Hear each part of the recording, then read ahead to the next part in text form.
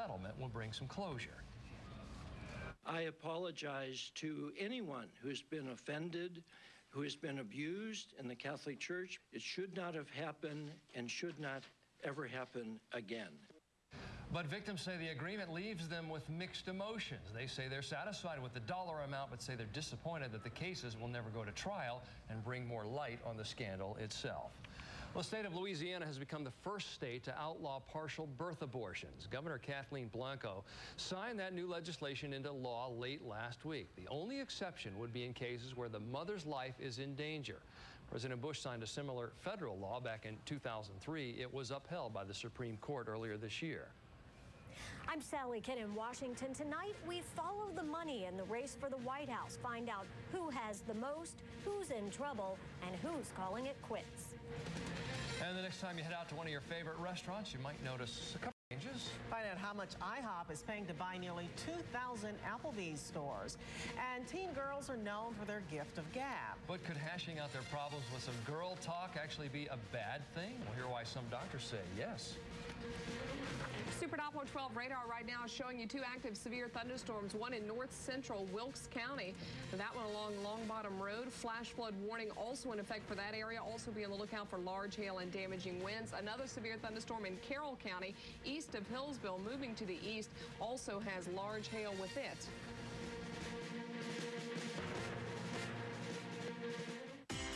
It's Ford's model year clearance. The best time to drive. The severe weather that we have in the area has large hail and damaging winds. And the two counties we're talking about in particular, Wilkes County as well as Carroll County. Let's take a live look at Super Doppler 12 radar. We'll show you where the storms are. You can see them mainly in the northwestern counties. Not a whole lot of activity across the heart of the Piedmont Triad, at least not at this time. There's a possibility that some of this can drift eastward. Most of it right along the mountain ridges, though, kind of hugging the mountains and moving very little. Now, this storm is moving eastward at about 15 to 20 miles an hour. We do have quite a bit of lightning. You can see it flashing on the screen right now. We'll take you into northern Wilkes County right now along Long Bottom Road, where they do have flash flooding potential here. Folks, if you live along streams and creeks, you need to seek higher ground right now. This storm moving very little and dumping a whole lot of rain, as well as some hail and the potential for damaging winds. Also, this one is severe along Highway 52 from Fancy Gap to Highway 58. This one kind of drifting slowly to the east as well, with some heavy rain coming down from that. Also, heavy downpour and some lightning here into northern Patrick County, stretching eastward into Henry County.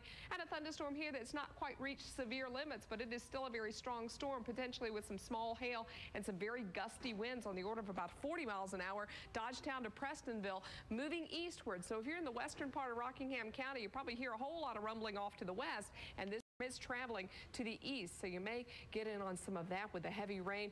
Not severe at this point, but there could be a little bit of hail within this one. There's also quite a bit of lightning all over the place. If you hear thunder, folks, you are close enough to be struck by lightning. Lightning can strike up to 15 miles away from the thunderstorm, so you need to seek safe shelter indoors. Flash flood warning is up until 8 o'clock for the northern part of Wilkes County. Remember that just a few inches of fast-moving water can knock you off your feet.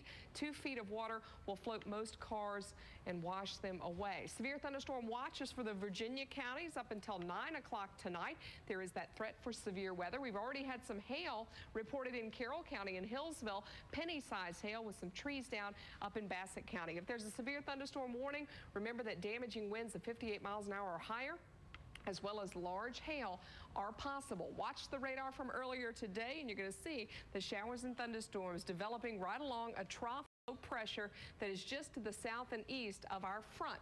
That front is not coming through here anytime soon. That trough is going to be overhead over the next several days. So that means each and every day, pretty much a carbon copy of what we've got out there this afternoon. High heat humidity, close to 90 degrees in the afternoon. Humidity levels running around 50%. Scattered storms will develop again tomorrow afternoon along that trough.